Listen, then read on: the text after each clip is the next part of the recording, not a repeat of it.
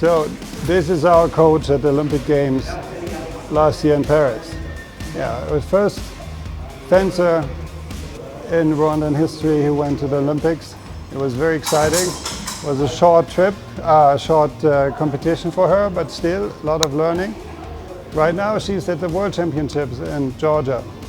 Also amazing that she made it there. So we are here with Mr. Klaus. Mr. Klaus, welcome to Kigali today.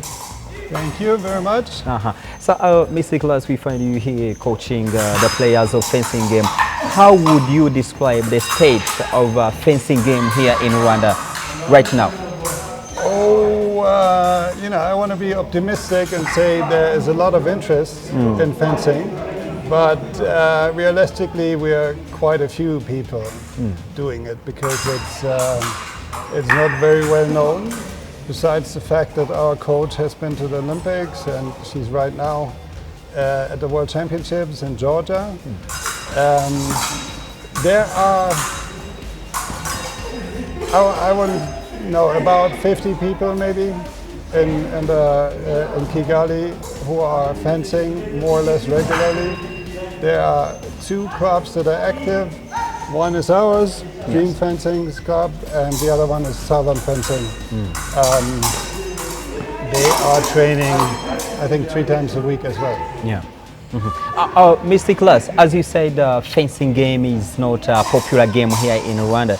So what are the challenges you used to face during your usual trainings and to promote this game in general? The biggest challenge is material. As you can see, we need jackets, we need masks, we need weapons. They're not really cheap, so we provide them for our club.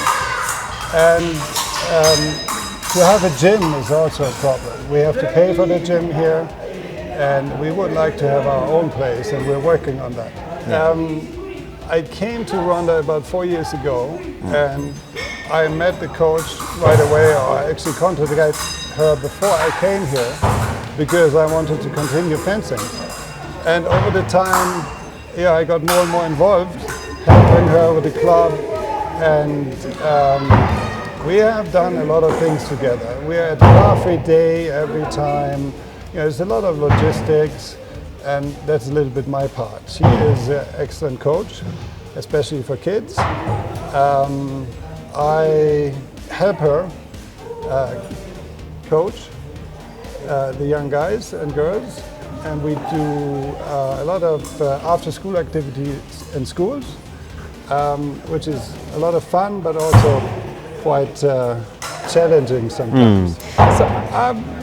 Media, we certainly would like to have more coverage, but there's not very much happening in Rwanda. We have usually 1, maybe 2 competitions a year, and that is something that we try to change.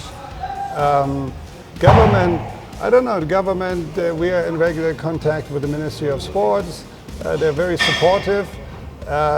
We need a place to fence for everybody, not only for our club, for everybody, where we can store the material and where everybody can come every day, any time of the day.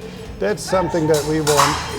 And there is maybe an involvement of the private sector. We need people that love fencing and maybe contribute. We're not talking about millions or thousands.